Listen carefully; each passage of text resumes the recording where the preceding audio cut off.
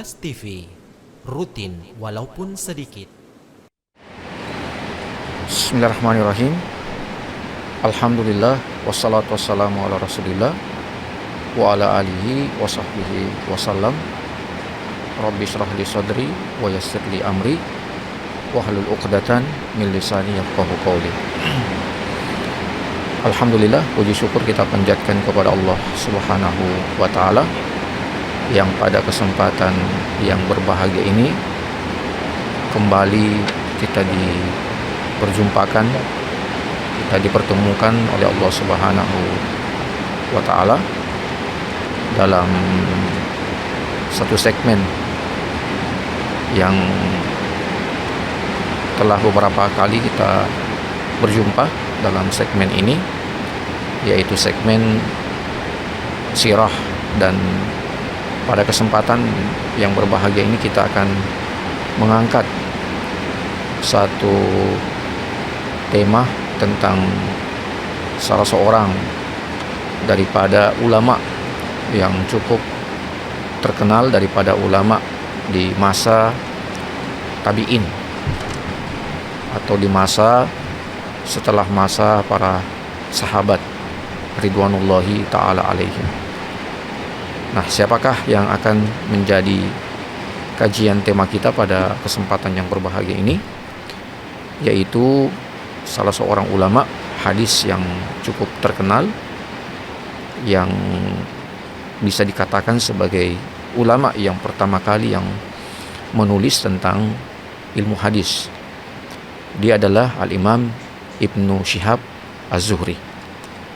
Nah, inilah yang kita akan kaji dalam 1 jam ke depan insyaallah, tentang bagaimana Al-Imam Ibnu Syihab Az-Zuhri dalam kehidupan beliau sebagai seorang ulama hadis, dan bagaimana tentu kontribusi daripada dakwah beliau, daripada perjuangan beliau untuk menyebarkan hadis-hadis Nabi Sallallahu Alaihi Wasallam, dan tentu untuk mengajarkan umat kepada Islam yang benar. Nah, kita akan mencoba untuk mengkaji tentang beliau. Kita akan mulai dari seputar tentang kehidupan beliau, keluarga, nama ayah beliau, dan bagaimana lingkungan masa kecil beliau hidup. Nah, yang berkaitan dengan nama beliau, nama lengkap beliau itu adalah Muhammad bin Muslim bin Ubaidillah bin Abdillah bin Syihab bin Abdillah Al-Qurashi Az-Zuhri.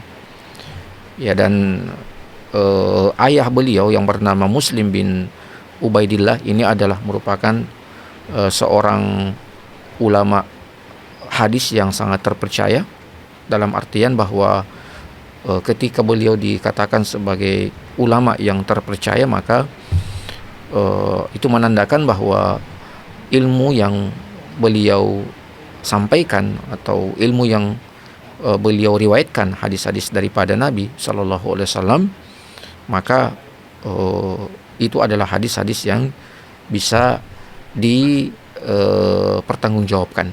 Ya, dalam artian ya bahwa apa yang datang dari beliau, dari ayah daripada Imam Az-Zuhri ini, yaitu Muslim bin Ubaidillah, maka semuanya itu dapat dipertanggungjawabkan. Artinya memang betul-betul adalah sesuatu yang datang dari Nabi Sallallahu Alaihi Wasallam, dan juga adalah sesuatu yang benar, yang sesuai dengan ajaran, sesuai dengan tuntunan agama kita yang mulia ini, Islam. Nah, itu ayah beliau, Muslim bin Ubaidillah, seorang ulama, tokoh ilmu hadis yang sangat terkenal, terpercaya, siqah ya, dari apa yang beliau sampaikan. Nah, jadi beliau ini lahir itu pada tahun 51 Hijriah. Ya, tahun 51 Hijriah beliau lahir, ya, sehingga sangat memungkinkan bagi beliau untuk hidup di masa yang penuh dengan ilmu, penuh dengan tokoh-tokoh ulama, ya, sehingga beliau, kemudian hal yang tidak bisa dipisahkan dari kehidupan beliau, kenapa beliau menjadi ulama yang sangat besar, ya, terutama dalam ilmu hadis, ya, itu disebabkan karena keberadaan beliau sebagai murid daripada beberapa sahabat-sahabat yang cukup terkenal, ya.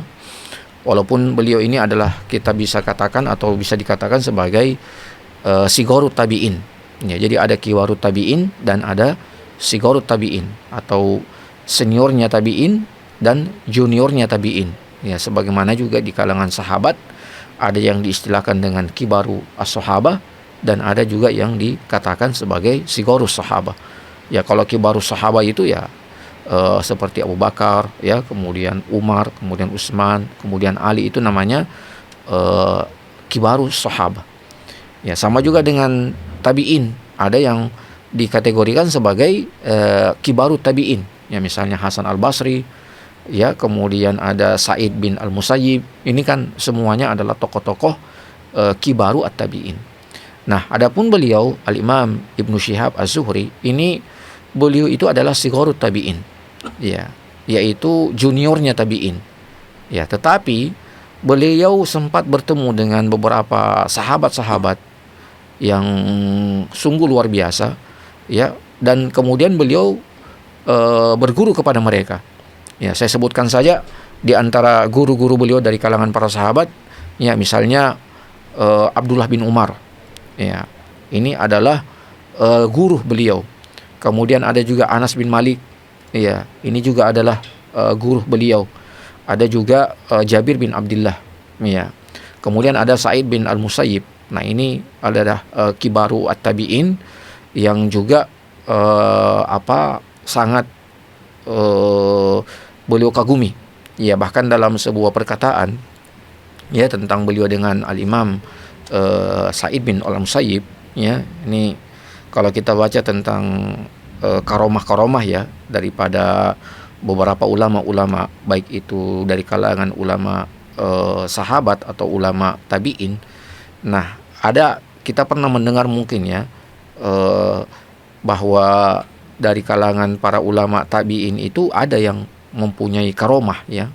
Karomah itu adalah sesuatu yang muncul tiba-tiba, ya, yang dia tidak melalui proses belajar, ya, tidak melalui proses mempelajari, tiba-tiba, ya, Allah berikan kepadanya karomah. Sama dengan kalau para nabi itu namanya mukjizat, ya. Tapi kalau untuk selain nabi, yaitu para wali-wali Allah, itu disebut dengan karomah, ya. Tapi kalau bukan dia wali Allah, ya, misalnya wali syaitan, ya, maka dia adalah sihir. Ya, jadi ketiga hal ini, ya, bisa dikatakan sesuatu yang luar biasa terjadi pada seseorang, ya. Tetapi ada yang memang mukjizat tadi itu Allah berikan khusus kepada para nabi, ya, misalnya mukjizatnya Nabi Muhammad sallallahu alaihi wasallam, Al-Qur'an. Itu kan mukjizat, dan Al-Qur'an itu adalah mukjizat yang terbesar.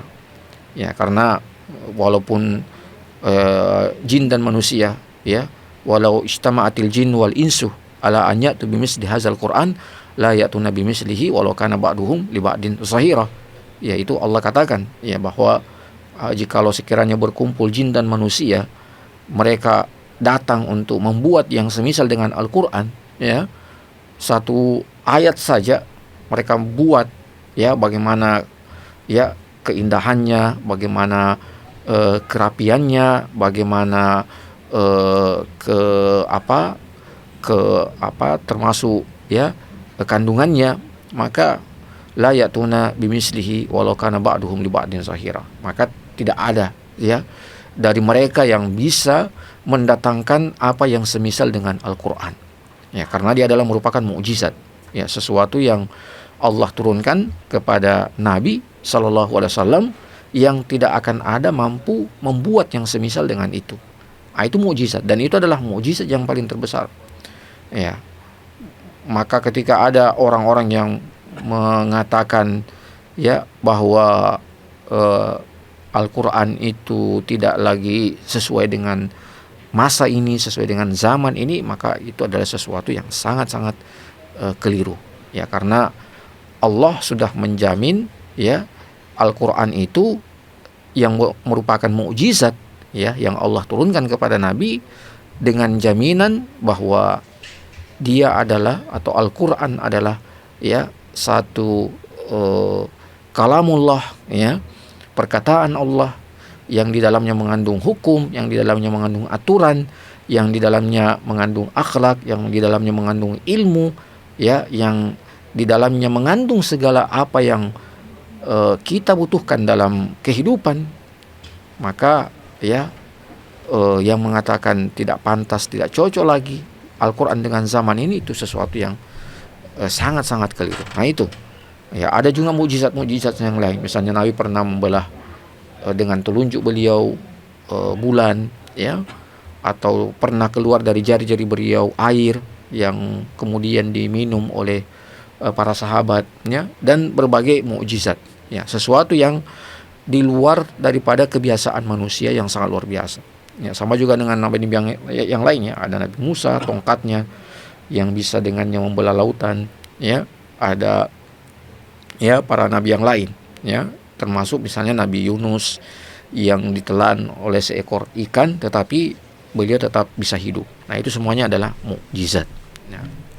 Nah, kalau karomah sama, tetapi dia sesuatu yang Allah berikan kepada selain para nabi. Nah, termasuk yang pernah Allah berikan kepada wali daripada wali-wali Allah itu adalah Sa'id bin Al-Musayyib.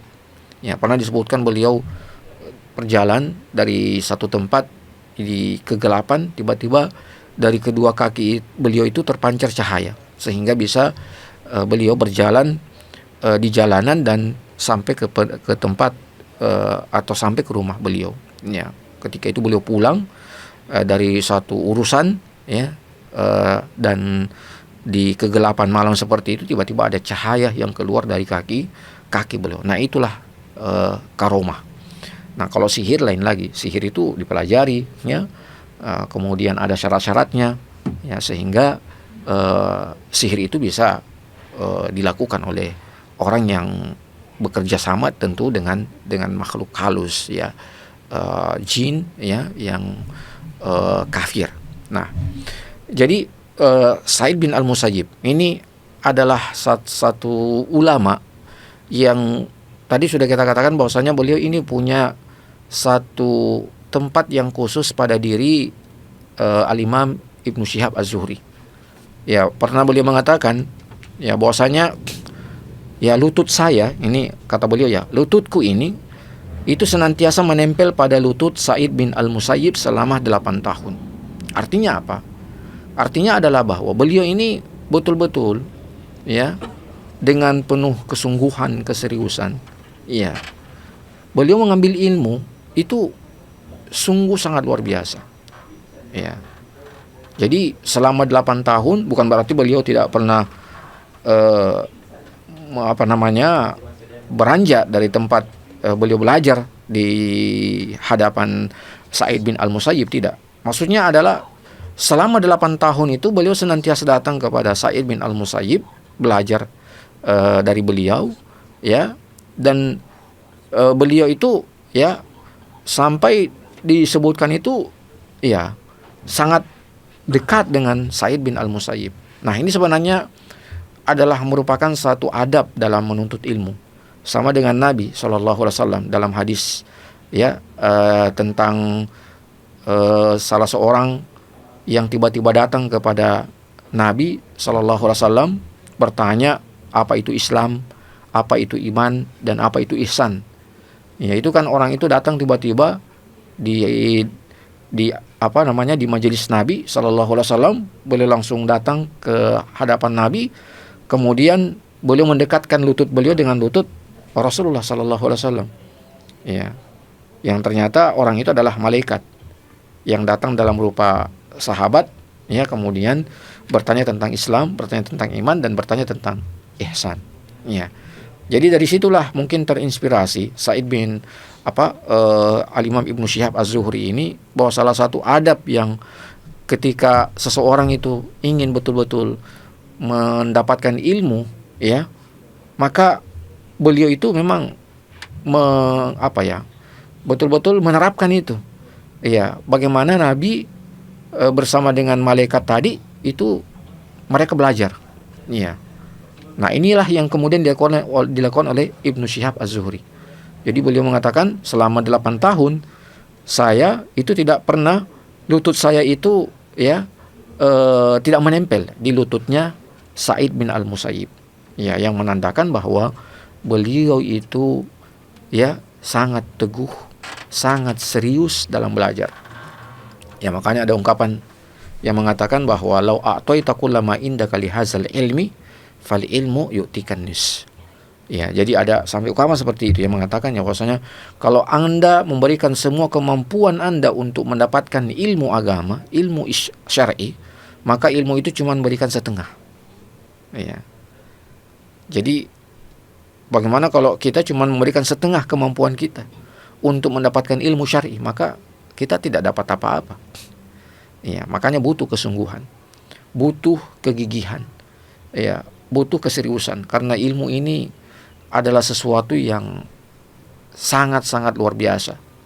Ya, sampai ada sebuah tafsiran mengatakannya bahwasanya ilmu itu adalah amanah dari Allah Subhanahu wa taala. Ya, sampai tentang ayat bahwa apabila Allah ada ayat yang mengatakan bahwasanya Allah menurunkan amanah ini kepada langit bumi, kemudian fa'abaina an yahmilnaha, lalu wa asfaqana minha wa hamalahal insan innahu kana zaluman jahula, inna aradnal amanata 'alas samawati wal ard wal jibal, bahwa kami telah menawarkan amanah ini kepada as-samawat, kepada langit, wal jibal, kepada gunung, wal ardi, kepada bumi, fa'abaina, lalu mereka enggan menerima, memikul amanah itu. Lalu wahamalahal insan, maka datanglah manusia dengan segala kelemahannya, mau memikul amanah itu. Innahu kana zaluman jahula, maka sesungguhnya manusia itu pada hakikatnya zalim, dan mereka jahula, artinya mereka tidak memikirkan terlebih dahulu bagaimana amanah itu sungguh sangat luar biasa. Nah, jadi ilmu itu adalah sesuatu yang sangat luar biasa. Kapan kita tidak serius, kapan kita tidak bersungguh-sungguh, maka tidak akan mungkin kita bisa meraih ilmu itu. Ilmu itu harus betul-betul ada kesungguhan, ada keseriusan. Nah, makanya kita sampaikan kepada anak-anak kita, kepada murid-murid kita, kalau kita sebagai tenaga pengajar, kalau kita sebagai tenaga pendidik, maka ingatkanlah anak-anak kita, murid-murid kita, untuk apa? Untuk mereka bersungguh-sungguh. Sampaikan kisah-kisah tentang bagaimana kesungguhan para ulama salaf dalam menuntut ilmu, bagaimana keseriusan para ulama salaf dalam menuntut ilmu, sampai seperti ini, ulama-ulama kita itu, sehingga mereka menjadi ulama-ulama kibar, ulama-ulama besar, karena penghormatan mereka pada ilmu, keseriusan mereka pada ilmu, kesungguhan mereka dalam menuntut ilmu. Sampai ada juga sebuah syair mengatakannya, tarjun najata walam tasluk masalikahu inna safinata la tajri alal yabas. Anda mengharapkan kesuksesan, keberhasilan, tapi Anda tidak menempuh jalan untuk bisa sampai kepada kesuksesan itu. Anda tidak serius, Anda tidak sungguh-sungguh, maka inna safinata la tajri alal yabas. Sesungguhnya as-safinah, perahu itu tidak akan pernah kemudian berlayar di atas daratan, tapi perahu itu berlayar di atas lautan. Nah, ini juga membuktikan, menyampaikan kepada kita pesan bagaimana seorang kalau ingin sukses, kalau ingin berhasil, ya menjadi seorang ulama, ya menjadi seorang figur, ya menjadi seorang pemimpin, harus ya ada usaha, ya ada kesungguhan, ya ada keseriusan. Untuk apa? Untuk ya mencapai apa yang dia cita-citakan itu, apa yang dia inginkan itu. Nah, jadi itu yang dituturkan, itu yang disampaikan oleh Al-Imam Ibnu Syihab Az-Zuhri tentang bagaimana diri beliau dengan secara khusus Sa'id bin Al-Musayyib, ya, sampai beliau mengatakan seperti itu. Nah, sehingga dalam kurun waktu yang sangat-sangat singkat, dengan kedekatan beliau dengan para ulama-ulama sahabat, kedekatan beliau dengan para ulama-ulama kibarut tabi'in, maka ilmu beliau itu melampaui dan mengalahkan ya sebagian besar daripada ulama-ulama kibarut tabi'in.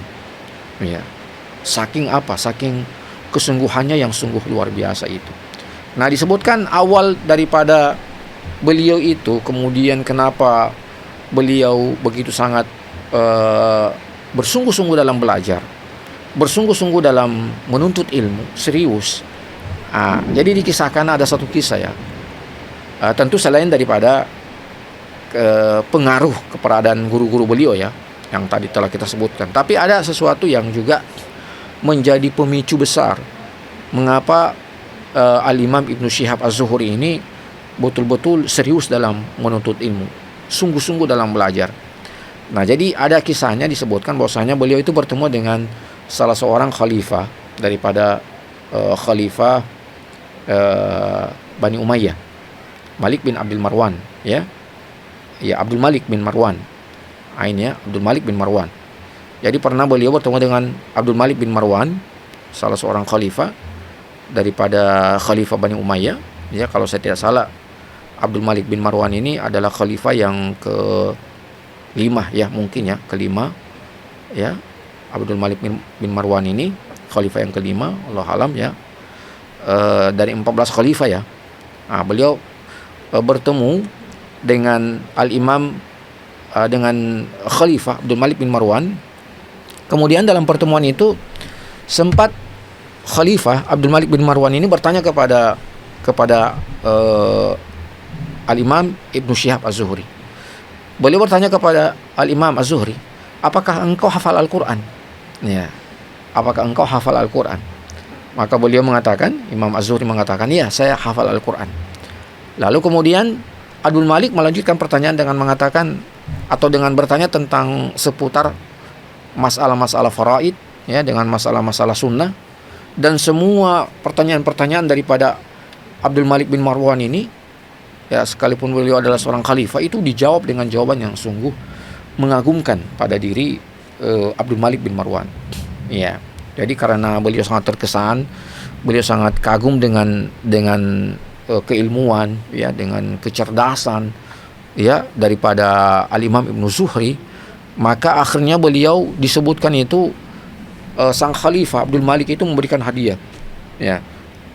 Jadi memberikan hadiah kepada Al-Imam Az-Zuhri, bahkan disebutkan beliau juga melunasi semua utang-utang yang ada pada Al-Imam Ibnu Az-Zuhri, ya. Bahkan beliau dikatakan, ya, beliau diberikan rumah oleh sang khalifah Abdul Malik bin Marwan, ya, sampai juga disebutkan, ya, beliau itu diberikan seorang pelayan untuk membantu kebutuhan daripada Al-Imam Az-Zuhri.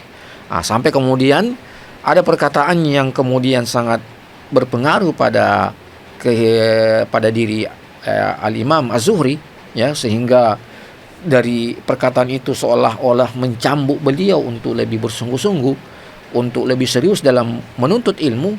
Itu perkataan daripada Al-Imam Khalifah tadi, Abdul Malik bin Marwan. Beliau mengatakan kepada Al-Imam Az-Zuhri, carilah ilmu agama. Ya. Jadi ini seolah-olah dia diperintahkan untuk mencari ilmu agama yang lebih banyak lagi. Carilah ilmu agama. Sungguh aku melihat potensi hafalan yang kuat pada dirimu dan kecerdasan dalam kalbumu. Datangilah orang-orang Ansar di rumah-rumah mereka. Nah, jadi di sini ada beberapa makna-makna penting tentang bagaimana kita menuntut ilmu. Yang pertama, kita harus mencari ilmu agama itu. Ya, mencari, menelusuri, berjalan. Ya, makanya dalam hadis Nabi sallallahu alaihi wasallam itu disebutkan bahwa man salaka tariqan, ya, yaltamisu fihi ilman, sahhalallahu lahu bihi tariqan ilal jannah. Itu kan ada kalimat salaka, berjalan, ya. Man salakah tariqan. Barang siapa yang menempuh, berjalan di satu jalan untuk apa? Yaltamis, ya, untuk mengambil ilmu. Ilmu apa? Ilmu Islam. Ilmu apa? Ilmu Al-Qur'an. Ilmu apa? Ilmu sunnah Nabi. Ya, karena kata ilmu itu kalau kita dapatkan dalam Al-Quran dan kita dapatkan dalam hadis Nabi, maka yang dimaksud itu adalah ilmu syar'i, bukan ilmu-ilmu yang lain. Tapi yang dimaksud itu adalah ilmu syar'i. Nah, jadi itu kandungan yang pertama daripada perkataan, ya, sang khalifah itu, carilah ilmu agama. Ya, sungguh aku melihat ada potensi hafalan yang kuat pada dirimu dan kecerdasan dalam kalbumu. Jadi, ya, kekuatan hafalan dengan kecerdasan itu sangat penting bagi seorang penuntut ilmu. Ya. Juga disebutkan bahwasanya kenapa beliau ini cerdas, karena ada ulama mengatakan beliau ini sangat suka dengan madu. Ya, dan madu itu memang membuat kecerdasan yang luar biasa. Ya, banyak minum madu dan itulah kesukaan beliau yang sangat luar biasa. Ya, suka minum madu. Ya. Nah, jadi beliau sampai seperti itu. Ya. Jadi Abdul Malik bin Marwan mengatakan, sungguh aku melihat potensi hafalan yang kuat pada dirimu dan kecerdasan dalam kalbumu. Ya, kecerdasan dalam kalbumu. Dan datangilah orang-orang Ansar di rumah-rumah mereka. Jadi mencari ilmu, ya, dan mendatangi. Ya, kita cari ilmu dan kita datangi itu. Kita datangi apa? Kita datangi para ulama-ulama, ya, ahli-ahli agama, ahli-ahli ilmu. Bukan kita menunggu ilmu itu datang kepada kita. Al ilmu yu'ta wala ya'ti. Ya, ilmu itu dia datangi dan bukan ilmu yang datang kepada kita. Ya, jadi ilmu itu didatangi. Kita datang untuk mencari ilmu, kita menempuh ilmu. Ya, itu. Bukan kita menunggu di rumah baca-baca, ya, internet, baca-baca. Ini kan orang sekarang semuanya menunggu ilmu di rumah mereka. Ya, sekarang, ya. Beda dengan masa lalu. Ya, jadi orang yang belajar dengan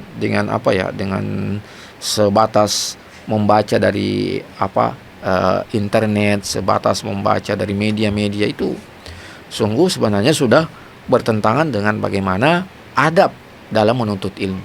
Ya, memang sekarang, ya, ilmu itu seolah yang datang kepada kita. Ya, ilmu itu seolah yang datang kepada kita. Nah, ini kebalikan. Padahal ilmu itu yu'ta, dia didatangi walayati, dan tidak datang itu ilmu itu. Ya. Nah, jadi subhanallah, ya, dari kalimat inilah, dari perkataan inilah yang disampaikan, yang dilontarkan oleh Abdul Malik bin Marwan, ya, itu membuat semangat daripada Al-Imam Az-Zuhri ini untuk lebih tekun, untuk lebih teguh, dan untuk lebih serius dalam menuntut ilmu syar'i. Ya, karena itu yang tadi saya katakan tadi, ya, bahwasanya kalau kita berikan semua kemampuan kita, potensi kita, ya, lau a'taita kullama indaka lihazal ilm, kalau Anda berikan semua potensi kemampuan Anda untuk mendapatkan ilmu itu, maka ilmu itu cuma berikan kepada Anda setengah dari ilmu itu. Nah, bagaimana kalau kita cuma berikan setengah potensi kita, maka kita tidak dapatkan apa-apa dari ilmu tersebut. Nah, jadi beliau kemudian, ya, Al-Imam Az-Zuhri ini memang sungguh luar biasa, ya. Sampai beberapa ulama itu mengagumi tentang keseriusan beliau dan tentang kesungguhan beliau dalam belajar. Iya. Ada salah seorang ulama yang bernama Ibrahim bin Sa'ad, ya, rahimahullah, mengatakan bahwa tidaklah Az-Zuhri unggul atas kami dalam pencapaian ilmu kecuali karena kesungguhannya dalam mencari ilmu. Ya, jadi memang beliau sudah dipersaksikan dari ulama-ulama yang sezaman dengan beliau tentang bagaimana kesungguhan beliau. Ya, sampai beliau mengatakan seperti itu. Ya, jadi Imam Ibrahim ini bin Sa'ad, ya, ini sampai mengatakan bagaimana kesungguhan, keseriusan daripada Al-Imam Az-Zuhri. Ya, beliau mengatakan tidaklah Az-Zuhri unggul atas kami dalam pencapaian ilmu Ya, kecuali karena kesungguhannya dalam mencari ilmu. Ya, jadi kadang memang seperti itu ya. Orang yang hidup sezaman, ya, orang yang hidup seusia, ya, sebaya, kemudian di tempat yang sama, misalnya di satu madrasah yang sama misalnya, atau di satu tempat majelis yang sama misalnya, tapi kadang hasilnya yang keluar beda-beda. Ya, kalau di kampus misalnya ada yang mumtaz, ya, ada yang jayidan, ada yang jayyid. Ya, orang yang mumtaz tentu dia mendapatkan hasil mumtaz itu karena apa? Kesungguhannya. Ya, orang yang jayidan dia juga dapatkan nilai itu karena kesungguhannya, seperti itu. Orang yang dapat jayyid juga itu karena kesungguhannya, seperti itu juga saja. Ya, atau yang makbul, ya, maka berarti kesungguhannya seperti itu juga. Ya. Atau yang rosib, ya, berarti ya dia tidak bersungguh-sungguh sehingga dia rosib, sehingga dia gagal. Ya, gagal harus ulang lagi semester itu. Ya. Nah, jadi semua itu bergantung pada kesungguhan. Ya, maka ya kalau kita sungguh-sungguh, maka pasti Allah akan ya berikan kepada kita hasil yang sesuai, ya, sejajar dengan kesungguhan kita tersebut. Sama juga dengan perkataan dari ulama sebaya beliau yang lainnya, misalnya Al-Imam Abu Zinad juga pernah mengatakan bahwa kami menulis hal yang halal dan haram, sementara Ibnu Syihab itu menulis semua yang ia dengar. Ya, jadi dari para mereka ya yang hidup sezaman dan selalu di dalam satu majelis ilmu yang sama, ya, Abu Zinad mengatakan seperti itu. Kami menulis cuman hal-hal yang halal saja dengan hal-hal yang haram saja, sementara Ibnu Syihab, ya, itu menulis semua yang ia dengar. Ketika ilmunya dibutuhkan, barulah kami sadar bahwa dia adalah orang yang paling berilmu di antara kami. Itu karena apa? Kesungguhan. Ya. Jadi ilmu itu perlu dicatat. Apalagi di masa kita, di zaman kita sekarang ini, ilmu itu perlu dicatat. Cuma kadang kita heran ya. Kadang kita heran kita ke majelis ilmu, tapi ya semua peserta atau semua hadirin yang hadir, ya, nggak ada yang bawa catatan. Padahal ya kalau kita lihat kepada sirah daripada ulama-ulama salaf kita, mengapa mereka itu sampai ilmu mereka bisa begitu kaya, ya, bisa begitu banyak, itu karena apa? Karena mereka menulis, ya. Jadi ilmu itu harus diikat. Dan apa, ya? Dengan cara apa kita mengikat ilmu itu, ya, dengan cara menulis. Ya, sama juga dengan hewan binatang, ya, gembalaan kita, ya. Kalau dia tidak mau lari, ya kita ikat, ya. Sama juga dengan ilmu. Ilmu itu harus kita ikat. Apa ikatan ilmu itu? Ya dengan kita menulis, dengan kita mencatat. Ya. Nah, sayang kondisi hari ini tidak seperti itu. Ya. Ya mungkin karena mereka beranggapannya, generasi kita hari ini beranggapannya, karena mereka mengatakan kan sudah banyak di internet, sudah banyak di mereka bisa cari. Ya, padahal kita ingin barakah ilmu itu tetap harus kita kejar. Ya, harus kita cari. Nah, jadi subhanallah, ini luar biasa kesungguhan yang disampaikan oleh para ulama-ulama yang sezaman dengan beliau, dan mereka sampai mempersaksikan itu tentang kesungguhan mereka, ya, kesungguhan Al-Imam Ibnu Syihab Az-Zuhri ini dalam menuntut ilmu. Nah, sampai juga ya di antara aktivitas Az-Zuhri ya di rumah beliau itu adalah duduk dengan ditemani kitab-kitab di sekeliling beliau. Ini menandakan kesungguhan beliau. Ya. Jadi di rumah beliau itu beliau dikelilingi oleh buku-buku. Iya. Dikelilingi oleh kitab-kitab, ya. Dan ya disebutkan ketika beliau sudah sibuk dengan buku-buku beliau semua itu, beliau baca, beliau pelajari, itu sampai beliau itu lupa dengan apa? Dengan urusan-urusan dunia beliau. Ya. Sampai beliau lupa dengan urusan dunia beliau. Makanya pernah disampaikan bahwa pernah istri beliau itu menuturkan, mengatakan, ya, demi Allah, kitab-kitab ini lebih membuatku cemburu daripada 3 madu. Ya. Jadi sang istri ini lebih cemburu, ya, kepada kitab-kitab yang berada di sekitar Al-Imam Ibnu Syihab Az-Zuhri itu daripada adanya 3 madu. Ya, maksudnya adanya 3 istri yang lain daripada suami beliau. Ya, karena apa? Karena beliau, ya, mungkin kadang tidak memperdulikan lagi dengan istri beliau, kadang tidak lagi memperdulikan lagi dengan urusan dunia beliau, karena kalau beliau sudah sibuk dengan kitab-kitab beliau, ya, sudah duduk di depan kitab beliau itu, sampai istri beliau sudah tidak lagi beliau, ya, mendapatkan perhatian. Ya, makanya sang istri mengatakan seperti itu, kecemburuan saya kepada kitab-kitab beliau itu melebihi kecemburuan saya kepada keberadaan 3 istri. Kalau misalnya, ya, beliau punya istri yang lainnya, ya, beliau cemburu lebih besar kepada kitab-kitab itu. Ya. Nah, ini pengakuan daripada siapa? Daripada sang istri. Ya, itu menandakan dan menjadikan kepada kita tentang bagaimana kesungguhan beliau. Nah, itu juga berpengaruh kepada apa? Kepada kekuatan hafalan beliau. Ya. Jadi karena kesungguhan beliau dalam menuntut ilmu, ya, dalam mempelajari ilmu, keseriusan beliau dalam belajar, itu mempengaruhi apa? Kekuatan hafalan beliau. Ya. Jadi karena kesungguhan maka hafalan itu sangat melekat. Apalagi beliau kan menulis, mencatat. Ya, jadi kadang kalau orangnya biasa lupa, ya, kadang kalau tidak ada catatan mau kemana? Ya, sudah, pergilah ilmu itu. Kalau kita tidak punya catatan, ya. Tapi kalau kita punya catatan, kemudian kadang kita lupa, ya, ilmu tersebut, maka kita bisa kembali melihat kepada catatan kita itu. Ya, dan sekalian kita murojaah. Ya, sekalian kita mengulangi lagi. Ya.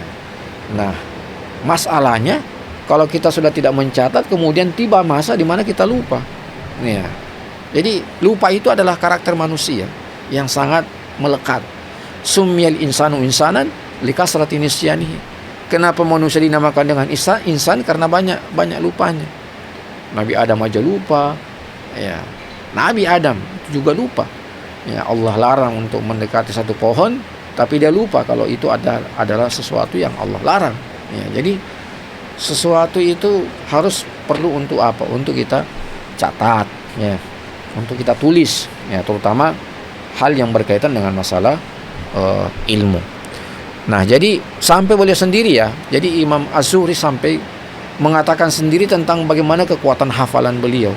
Ya, jadi beliau sendiri yang mempersaksikan tentang kekuatan hafalan beliau. Beliau pernah mengatakan, tidak pernah qalbuku ini, hatiku ini, menghafal sesuatu kemudian lupa. Ya. Jadi itu sampai beliau katakan sendiri seperti itu, ya. Jadi beliau kalau menghafal sesuatu itu, maka setelah beliau hafal itu sudah tidak pernah lagi beliau lupakan. Luar biasa. Ya. Nah, beda kita, ya. Kita, ya, cepat menghafal dan cepat juga lupanya. Ya, yang paling parah itu sudah lambat menghafal tapi cepat lupanya. Ya. Jadi mungkin ada beberapa kategori manusia, ya. Ada mungkin yang cepat menghafal, cepat juga lupanya. Ya, mungkin kategori pertama cepat menghafal, ya, dan tidak lagi hilang. Nah, yang kedua cepat menghafal, cepat juga hilang. Ya. Yang ketiga, ya, lambat menghafal, ya, tapi cepat hilang. Nah, dan mungkin ada juga lambat menghafal, ya, dan tapi ketika dia sudah hafal tidak hilang-hilang lagi. Tapi kalau Imam Az-Zuhri, dia pada peringkat yang pertama, dia cepat menghafal dan tidak pernah hilang lagi selamanya. Nah, ini yang beliau akui sendiri, ini yang beliau katakan sendiri. Ya, tentunya itu, ya, buah daripada apa? Kesungguhan. Ya, buah daripada apa? Keseriusan. Kesungguhan dalam apa? Dalam belajar. Ya, keseriusan dalam, ya, belajar itu. Nah, nanti dari kesungguhan itu kan semua terkait itu. Kalau dia sungguh-sungguh, ya, sungguh-sungguh untuk apa? Untuk menjaga ilmunya, ya.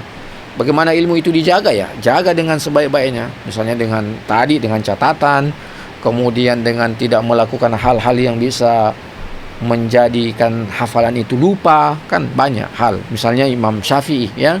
Itu Imam Syafi'i pernah mengatakan syaqautu ila waqi'in an su'i hifzi fa arsyadana ila tarkil ma'asi fa inna hadzal ilmu nurun wa nurullahi la yu'tali asi.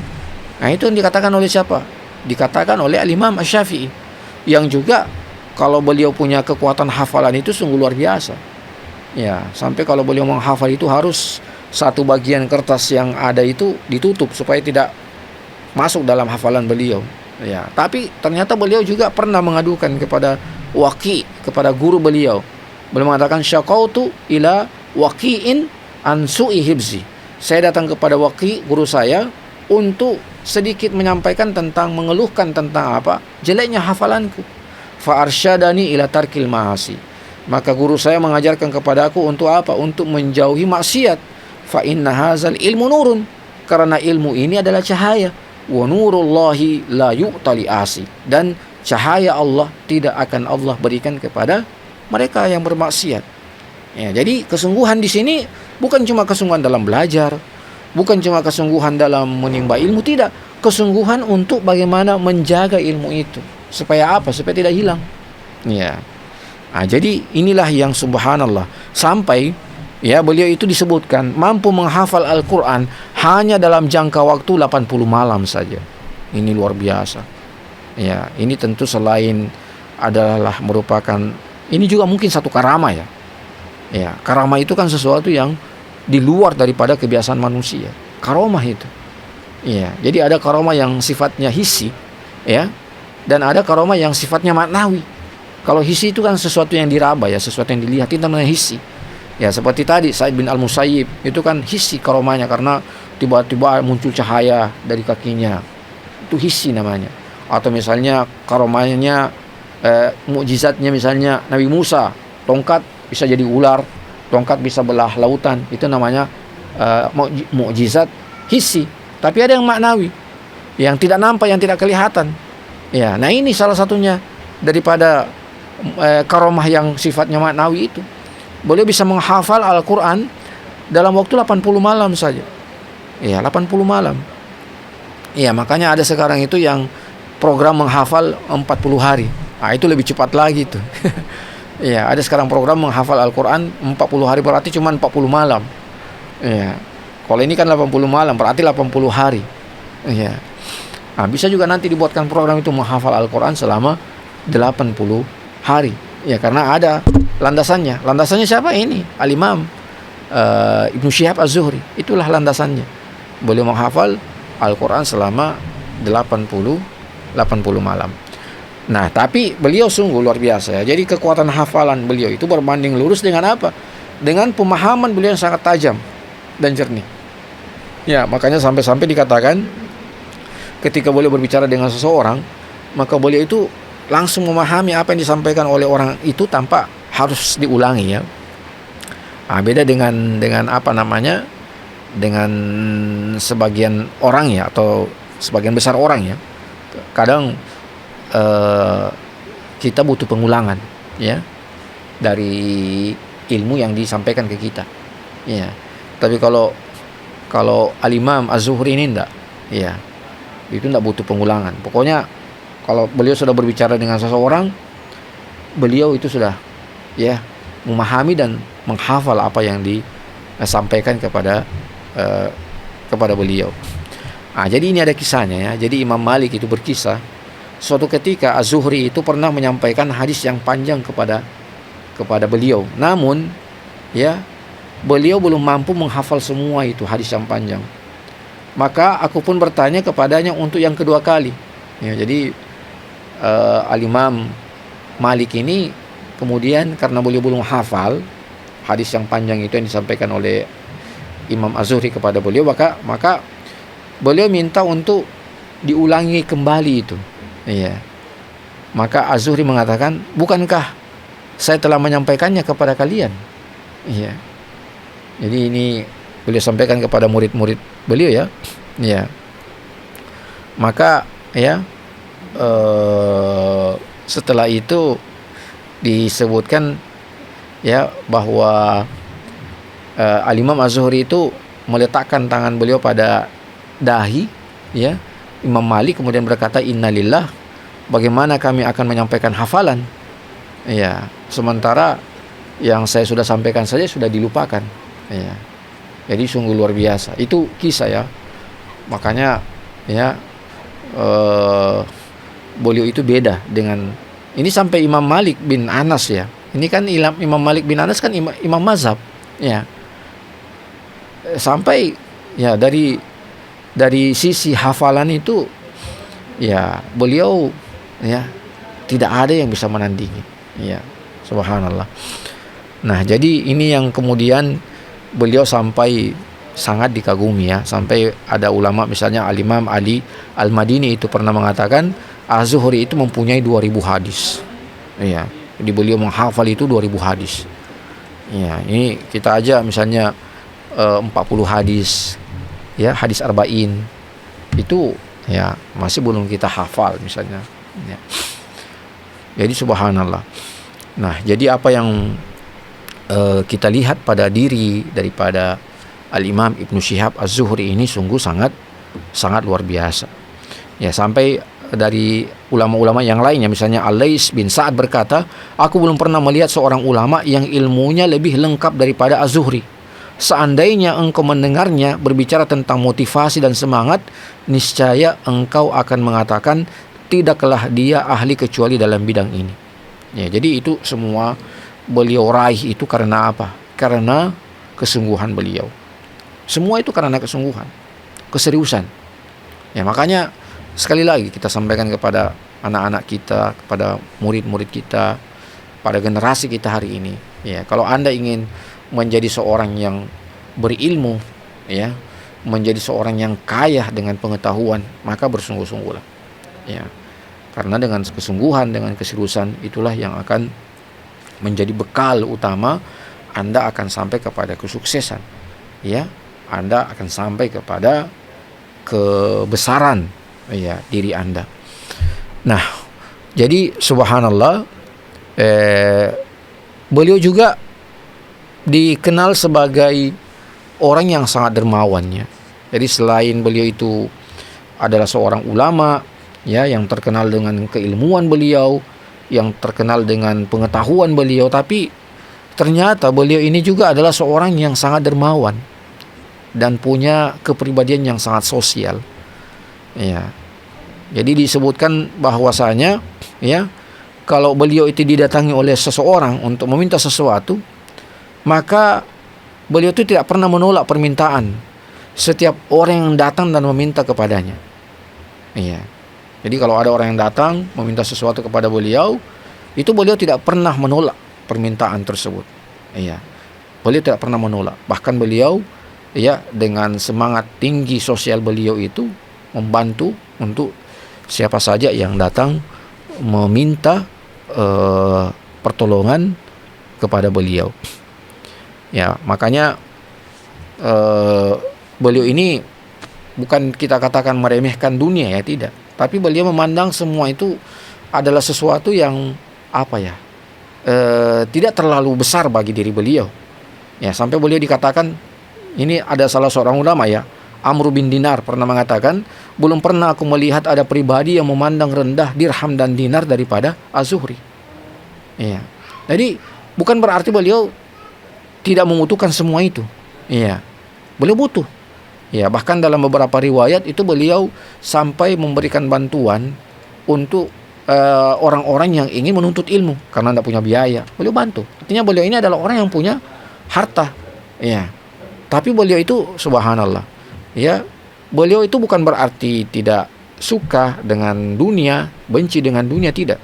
Beliau ya tetap menjadikan itu sebagai sesuatu yang penting, tetapi tidak membuat beliau itu ya misalnya ya menyembahnya atau ya itu sudah bahasa mungkin paling tinggi, artinya tidak terlalu apa ya rakus ya kepada semua itu ya. Kalau bahasa menyembah mungkin terlalu tinggi, tapi mungkin kita bahasanya misalnya tidak terlalu rakus dengan semua itu Artinya dia tetap memandang sesuatu yang baik, sesuatu yang berguna, sesuatu yang bermanfaat ya, karena kita semua pandang seperti itu ya, bahwasanya harta benda itu kan semua sesuatu yang penting, sesuatu yang bermanfaat ya. Bagaimana kita bisa pergi menuntut ilmu kalau tidak punya harta benda ya? Bagaimana kita bisa belajar kalau kita tidak punya harta untuk beli ini, beli itu sebagai perbekalan kita menuntut ilmu. Semua kita butuh. Tetapi beliau itu kalau ada orang yang minta, langsung boleh berikan. Ya, langsung boleh berikan. Beliau tidak tidak menahan-nahan. Ya, tidak terlalu tidak terlalu ya, misalnya ya, cinta kepada barang itu. Nah, itulah sosok daripada kepribadian sang Imam Ibnu Syihab Az-Zuhri. Nah, makanya wajar kalau kemudian beliau mendapatkan sanjungan banyak ulama ya. Jadi misalnya Asy-Syafi'i, Al-Imam Asy-Syafi'i mengatakan kalau bukan karena Az-Zuhri, niscaya akan hilang sunnah-sunnah di Madinah. Iya, subhanallah. Ini yang dikatakan oleh Al-Imam Asy-Syafi'i. Maka memang wajar kalau beliau itu dikatakan sebagai ulama yang pertama kali yang menuliskan tentang kitab hadis di masanya pemerintahan daripada Umar bin Abdul Aziz. Ya. Jadi Umar bin Abdul Aziz itu adalah khalifah yang ke-8 pada tahun 99 sampai tahun 101 beliau memerintah. Ya. Maka disitulah awal pertama kali ilmu hadis itu dibukukan. Dan yang pertama kali yang menuliskan ilmu hadis dalam buku itu adalah Al-Imam Ibnu Syihab Az-Zuhri. Ya, makanya Al-Imam Asy-Syafi'i mengatakan seperti itu. Kalau bukan karena Az-Zuhri, niscaya akan hilang sunnah-sunnah di kota Madinah ini. Ya. Sama juga dengan ada ulama Iraq bin Malik pernah mengatakan atau pernah ditanya ya tentang orang yang paling faqih di kota Madinah, maka ia pun menyebut beberapa nama seperti Sa'id bin Al-Musayyib, kemudian ada Urwah bin Zubair, dan ada Abdullah bin Abdullah. Kemudian beliau mengatakan tentang Al-Imam Ibnu Syihab Az-Zuhri, yang paling berilmu di antara mereka semua menurutku adalah Ibnu Syihab, karena dia telah menghimpun seluruh ilmu mereka dan menyatukannya dalam ilmu yang dia miliki. Jadi memang ada. Itu kan seperti Sa'id bin Al-Musayyib, itu kan kibarut tabi'in. Atau misalnya Urwah bin Zubair, ya. Atau misalnya Abdullah bin Abdullah, itu kan semua adalah kibaru at-tabi'in. Tetapi ya, beliau mengatakan bahwa yang paling berilmu di antara mereka semua menurutku adalah Ibnu Syihab, karena beliau telah menghimpun seluruh ilmu mereka dan menyatukannya dengan ilmu yang dia miliki. Ya, jadi beliau tidak akan mungkin sampai kepada derajat ini kalau tidak ada kesungguhan, tidak ada keseriusan dalam menimbah ilmu. Sama juga dengan yang disebutkan oleh oleh Al-Makhul ya, bahwa beliau mengatakan Ibnu Syihab adalah orang yang paling berilmu tentang sunnah yang telah lalu. Ya, juga datang pujian itu dari Imam Malik. Ya, beliau mengatakan Ibnu Syihab tetap eksis dan tidak ada satupun yang selevel dengannya. Jika ia datang ke kota Madinah, tidak ada satupun yang berani menyampaikan hadis hingga ia keluar darinya. Ya, jadi sungguh sangat begitu banyak ya perkataan-perkataan daripada ulama-ulama yang baik itu yang sebelum beliau ya, atau yang sezaman dengan beliau, atau yang datang setelah beliau.